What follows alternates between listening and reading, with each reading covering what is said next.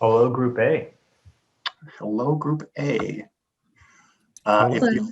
If you like, you can change your view. It's a smaller group. If you want, in the upper right, you can change your view from speaker to gallery, or you can keep it on speaker if that works better for you. We're going to use Slido again for some quick polling questions. So want to thank everybody again for being with us today. And we're happy to start these breakout sessions. We're just going to have some quick poll questions, have an open discussion about the needs of your respective organizations.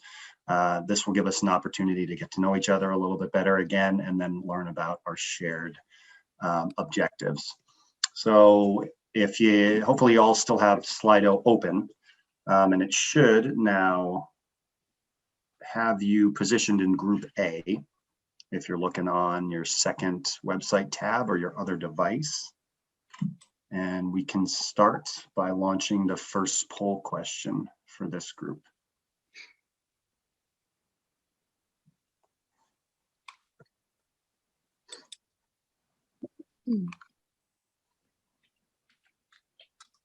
So this is just free type, whatever seems relevant to put into the box, please put that in there.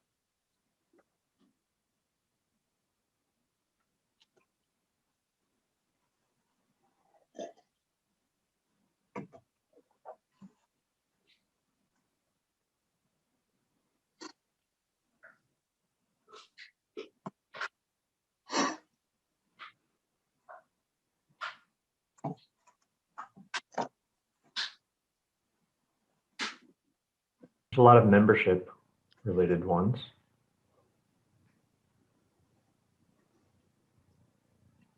Yeah, and the word growth encompasses a lot of the elements that some of the other words reference. Fund could be related to fundraising, membership, programmatic growth.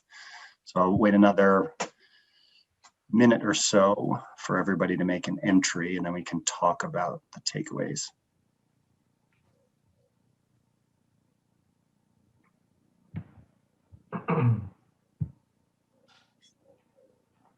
Okay. All right. So if you're, again, everything kind of feeds into growth when we're talking about engaging a larger constituency, whether that means more members, more volunteer leaders, whether it means increasing funding or expanding programs. So we've got a lot of similar entries: attracting younger members, attracting volunteers. And as everyone might be noticing, you can enter more than one addition, which is why there's 45 things that have been put in and only 39 participants. Good point.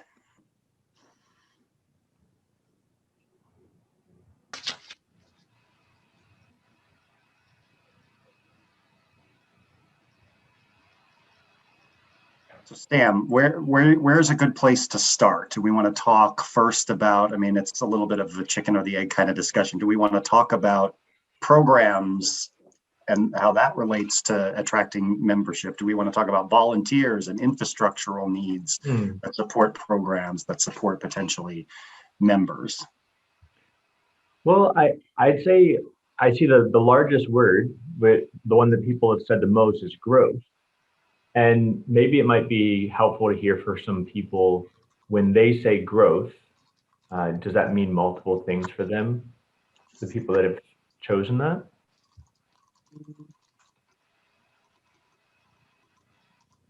See, that's kind of like membership as well. Some people said getting younger people, also increasing their board. I think for our society in general, we have a few people who do a lot of different things. And our society is fairly small, 300 people or so.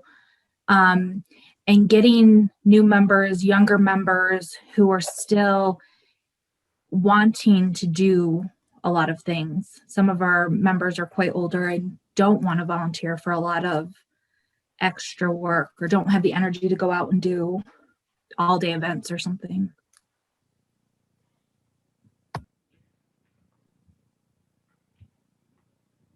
And often leaders are generally people that are doing a lot of different sort of things, right? So the type of people that are maybe perhaps professionals, or they're doing this as a second profession as well. And then there's a little less time to volunteer, but those are the folks that are going to want to volunteer.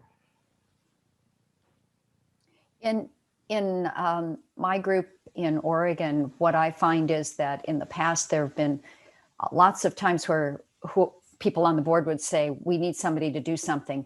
But I find that if I specifically go to a person and say, you have this skill set and we need some help with this, can you volunteer?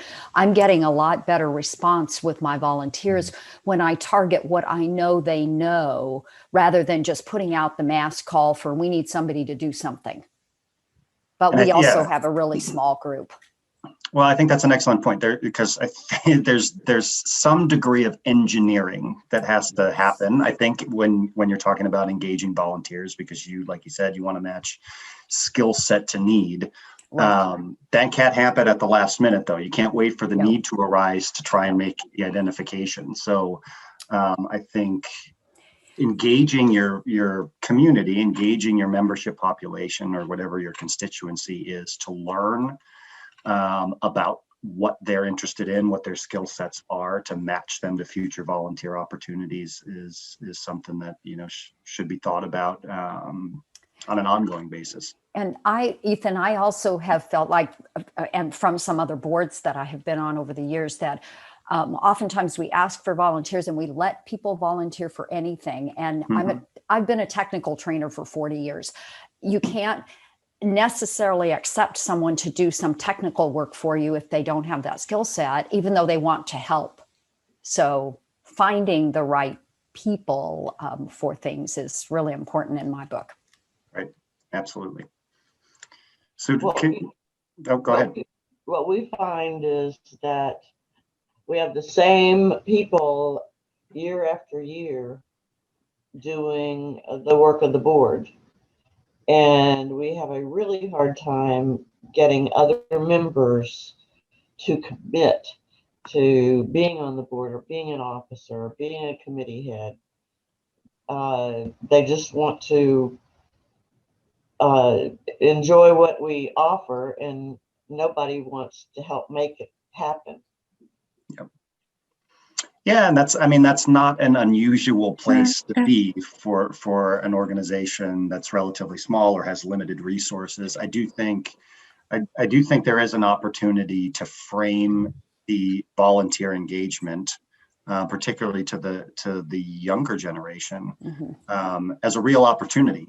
I mean, that is, young people in general, I think, expect to have influence maybe on an accelerated path than some other generations. Sure. And that is, you know, that's their volunteerism is the way for them to have influence, and starting to, you know, to make themselves known within the community is a way for them to eventually step into leadership positions.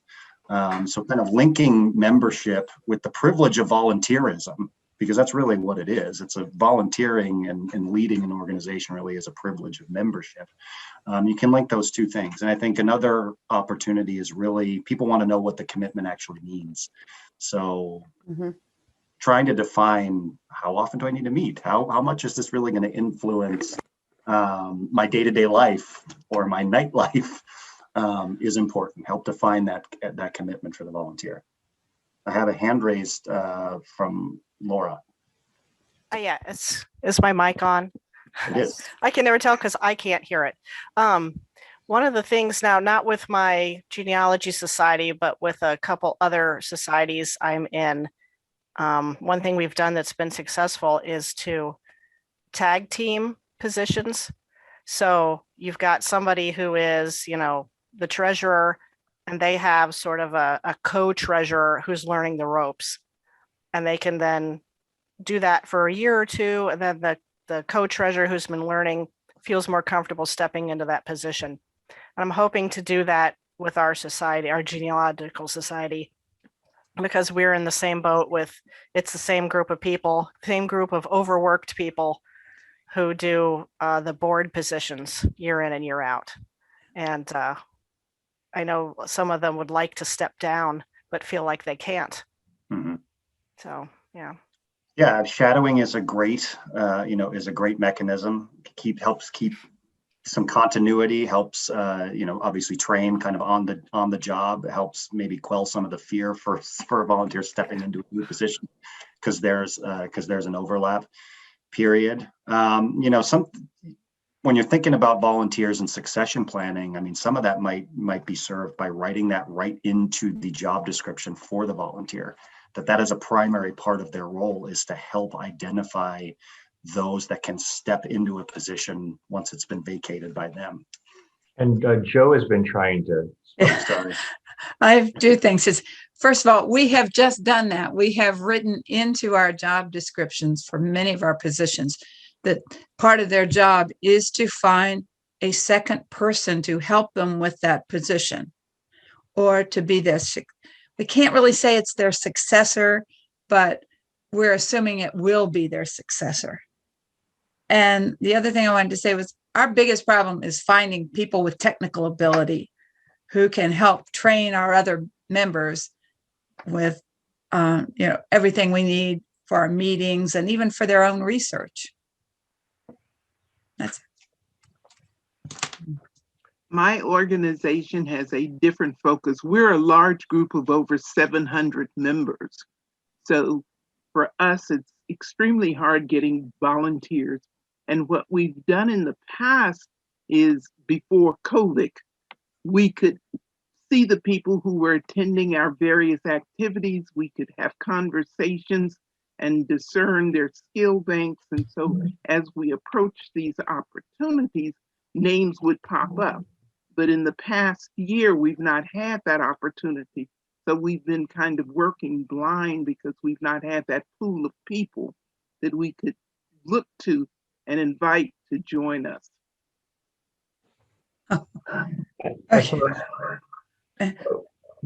Sam, you might want to explain how we're using G Suite. In Virginia Beach, we've started using something called G Suite, and we can track who's coming to our meetings. And so we know when we invite them who's going to be coming, because everything we do is on Zoom now. Yeah, so what she's talking about is, and then after I talk for a second, we can let Barbara shed her hand raised too. There's with G Suite, so all the different tools that Google has, being able to use Google Drive, Google Sheets, all of these different things. There's a lot of tools that are already part of that toolkit, and we've been using that more, doing emails through through a set emails line and everything now. So a lot of things have been streamlined using technology, but that also gets to some of what we have on here, right? One of the largest words on this map is technology. And so trying to make sure that people know how to use the tool is what makes it useful, though. And there's going to be, some struggles in learning new things, but so far so good for us. But Barbara. Well, I raised my hand back when we were discussing recruitment, and I'm not sure that anyone covered this. We put the youngest member of our board on the hunt for new people to be interviewed by the nominating committee this year. And so we have 3 people coming in who are in their 20s. We have people coming from across our state, not just near the major metro areas. And he did a brilliant job. The diversity coming into our new board on July 1st is just commendable. So he used different methodologies. It wasn't word of mouth. It wasn't who was turning up at the meetings. He went out on Facebook to all the genealogy groups and recruited people who were all then interviewed. So that was one thing. And the second thing I'll now say, because we're discussing technology, is that my group put on a virtual conference, pivoting in only 3.5 weeks from our in-person conference to our virtual one, because it was the first weekend in April. We couldn't have done that if we hadn't had 3 highly skilled people on the board already. It was just crucial to the amount of work and also to understanding the decisions. Mhm. And it just happened that we were lucky that way, but one person isn't enough. No. So thank you for letting me speak. We've got a couple more poll questions that we want to revisit. And this, I mean, sessions like this, we're not going to solve all the problems of the world, but this really is about, and we'll learn more about how to do this. This really, big part of today is learning how to collaborate with each other, learning how to connect the dots and kind of collectively seek solutions, both in a self-service environment and in a collaborative environment. So before we move to the next poll question, I know Ken Bravo had his hand up briefly. Ken, did you want to make a comment before we move to the next poll question?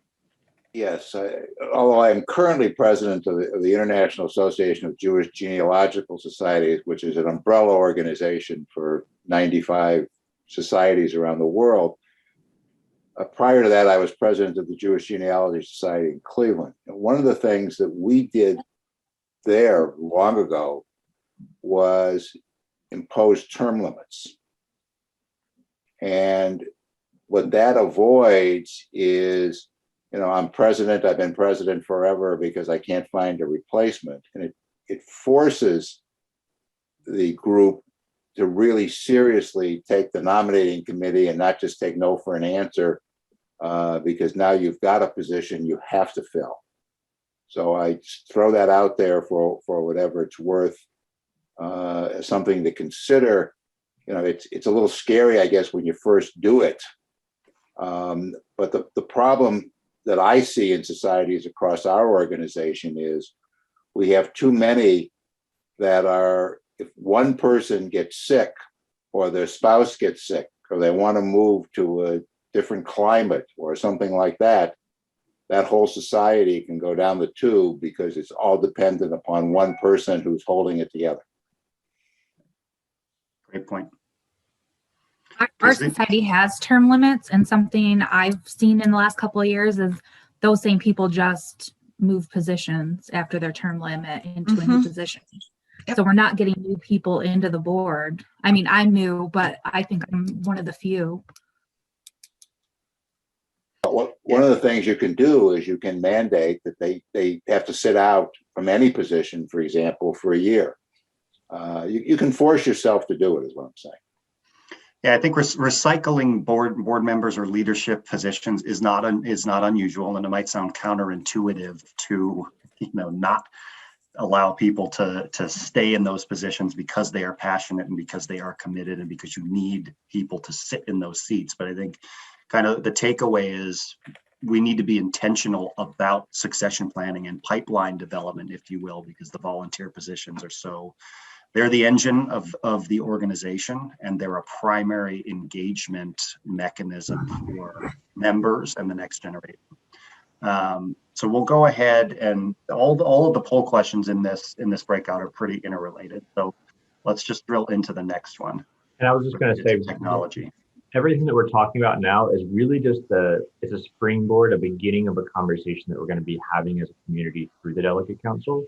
So this isn't, you know, the last time that we're going to get to talk about something for this, you know, 5 minutes of this question, but it's showing that we have common needs and we have common things that we need to be talking about as a community, and that's showing us how important what we're doing is. Exactly.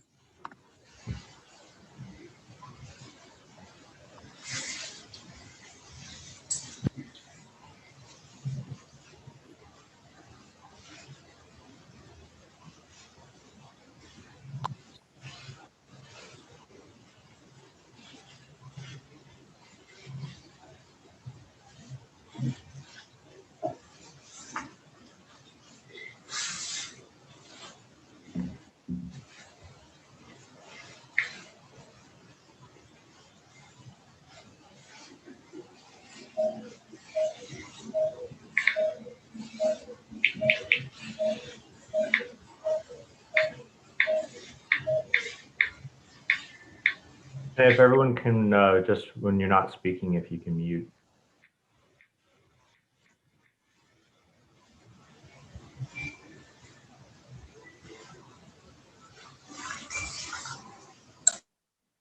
I hate to barge in, but I don't have, I just joined and I don't have the code for Slido.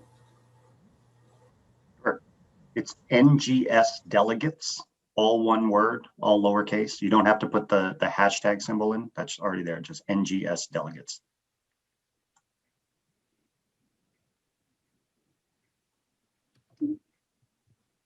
I must have spelled that wrong.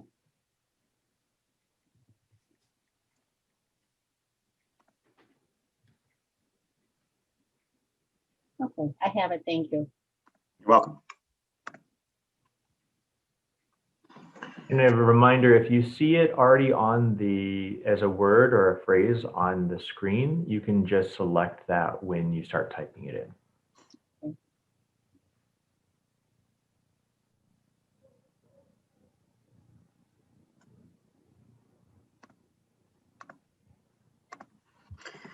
So not surprised to see hybrid meetings kind of front and center. You know, this is something that we've all kind of been talking about for the last 12 to 14 months as we were kind of forced into that environment, trying to figure out how to pivot to a hybrid meeting, how to deliver a hybrid meeting, and then what it means for the long term. I think if we take a step back, I think there's a couple of kind of just things I'll throw on the table. One, it's obviously a different kind of technological endeavor. It's a different experience for attendees. One positive outcome that we might take away is that it's a more accessible entry point, meaning it's you can be a little bit more nimble with the delivery method of bringing people together, and it's a little bit more accessible. So one thing that I've tried to keep in mind is the hybrid environment or the virtual environment is a tool that is here to stay. I don't think we should think of it as just something that was necessary to navigate around COVID. I think we should think about it long-term as being part of our organizational DNA and how we bring people together. That said, the in-person environment is also useful and something that we all, I know, want to desperately get back to, at least I do. So I think we have to think about meetings in parallel going forward. And it looks like that's what a lot of people are coming back to with this, where it says hybrid. So assuming some sort of in-person meetings and some sort of online aspect. And I see one of the questions say, should we even go back? How many hybrid versus in-person? And that's something that we're gonna all have to realize, right, based on the needs of our organization and logistics. Yeah, I think that's a great point. The characteristics of your audience and the skills and the resources you have to deliver one or the other or both. I was going to say, this is something that our organization has been doing actually prior to COVID.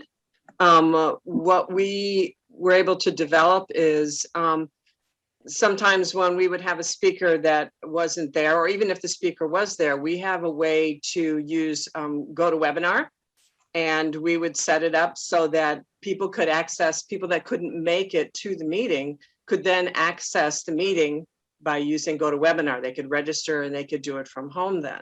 So when COVID hit, we were kind of like a step ahead of the game because we'd already been doing remote meetings, and in combination with the in-person meeting. And the other thing that we have done during COVID is we offered our special interest groups the opportunity to have Zoom meetings so that they could continue to meet. And a lot of them really enjoyed doing that because it kind of gave that in-person feel, even though you're not exactly there. And from that, we actually have a couple of our special interest groups who are going to remain Zoom only. They want to just stay Zoom only. So we've been able to use that technology, and it's worked out very well for us. Our special interest groups went to Zoom. Some of them chose not to come back. But they loved to be able to share their screen, which was something they couldn't really do in the library easily without like getting a tech person involved to set up things. But they really enjoy it. And I'm not sure how it will go when we get back to the library, but I know several of them really enjoyed that aspect of it. We've actually learned a lot from being virtual. And one thing is to be able to handle, to have national and international speakers and not have to pay travel expenses. And we've also gained a lot of members who are not local. So I think what we have decided to do, just to keep up a little bit of the social, is to have 3 in-person meetings a year, and the rest will be virtual. And we're looking at how to film our meetings too, so that if they can't attend in person, they can watch it online. But we've actually lost some members too who don't want to do it virtually. Maybe they were coming more for the company, I don't know. But I think that's going to be the best solution for us if we have 3 meetings a year and make them special, do a show and tell and a Christmas lunch and some other special thing, and the rest virtual. And I think that's where the opportunity lies. See, you can look at it a couple of different ways. Virtual meetings being an extension of an in-person meeting is one, giving people access that can't otherwise make it to the in-person meeting. So kind of extending the reach that way. But they're obviously 2 very different mediums, and the experiences and what you try and accomplish in person and virtual might be very different.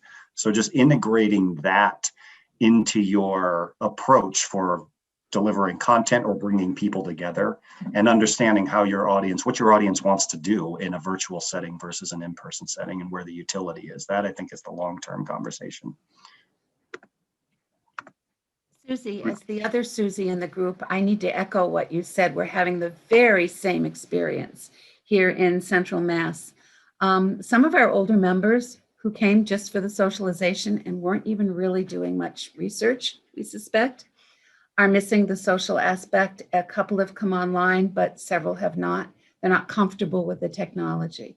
And as much as we've reached out to say, we'll walk you through it, we'll sit with you, we'll even go to your house if you want us to, but we'll walk you through it. We've had about 5 or 6 who have not responded. But on the other hand, we have been getting more engaged members from across the states and a couple international. I don't know how they found us, but they did. And they haven't necessarily joined our society, but they've come to our meetings and they love it. I've had, I'm the vice president of our association, our local one, and I've had 2-3 requests to please do not discontinue the Zoom meetings, because otherwise they can't attend. They want to attend. We're in Massachusetts. One was in California, one was in Nevada. I can't remember when the other one was.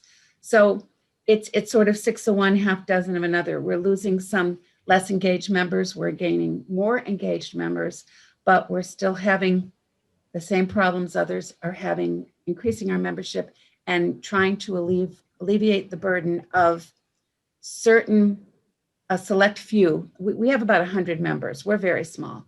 And we wear many hats, the ones who are actively engaged. We need to spread that responsibility around so that we don't burn out the ones who have been carrying the load for years. That's all I have to say. Thanks. How are you advertising your meetings in order to get these members from the far-flung places? Well, we're doing it several ways. We have a publicity committee, we actually do. And they're linking onto other sites. They're putting it on a lot of New England sites. We are also involved with NERC, the consortium through New England, and which is on now. And before NERC went live, we advertised some of our meetings on there. We've also done it word of mouth. We've had other people move to different parts of the country, and we've told them we're on Zoom now, come back and join us, and they have. There's a couple, we're not quite sure how they found us. We need to ask them that when they show up again. Just some of our members have gotten very creative. We have a Facebook group. We've put it on Facebook. That's been our biggest, I think, draw for people that we had never met before to come in from Facebook. And we tell them when our meetings are and their Zoom, and they're welcome to come, and they come. Is your Facebook public? We just changed it to, we have a page and we have a group, and I'm not real, up on this, but anybody can look at anybody can look at the page, but you have to be admitted into the group. I think that's how it goes. Yeah, that's because right. of the new changes in Facebook. Yeah. No, we also, before some people jump in, we do have two people that have raised their hands. So if we can get to them before we get to others. Eric first. Yes, I'm Eric Montgomery with Augusta Genealogical Society. We offer some program every month, and it's usually on Saturday. And I was just wondering, I've wondered if that's the best time, or do people do better that offer things at night? We do pretty well, but I was just wondering if we could get more if we offered it on an evening. Just asking for feedback. Oh, we've got programs that run Saturday mornings once a month, our monthly meetings. I'm with the St. Louis Genealogical Society, and those seem to be pretty well attended. They've been virtual since last March. We've gotten up to and a little over 100 people virtually, but in person, we regularly had about 100 people. So it's gone down a little bit virtually, unless I guess the topic is of great interest. Our special interest groups meet in the evenings. So weekday evenings, and they're pretty well attended as well. So I don't know if that helps at all, but both seem to be working for us. Thank you. Our society meets monthly on Wednesdays, and I don't think that particularly is a great time if you want to attract younger working people. But our society has about 30 to 50 members that show up for those meetings out of like 350 or so. I wanted to also acknowledge Jerry had a question, but then I know we only have like 2 minutes left, and we still had one other question that we were going to ask. That's fine. We can skip me. It's not a problem. All right. I think the last poll question really is about hot button issues other than volunteer recruitment or membership recruitment and hybrid meetings. So we can go ahead and ask this. We are going to be pulled back into the main group in just about a minute.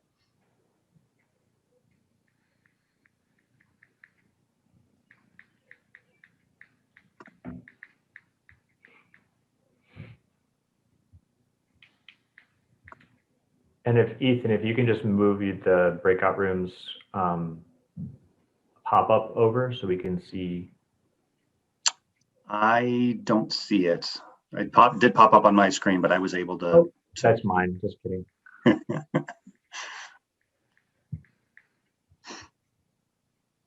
So used to screen share.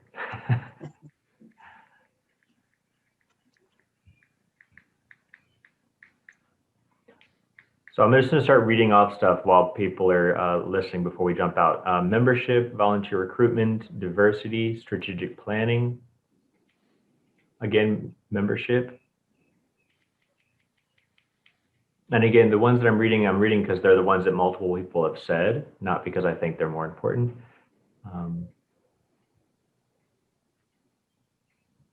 Strategic planning.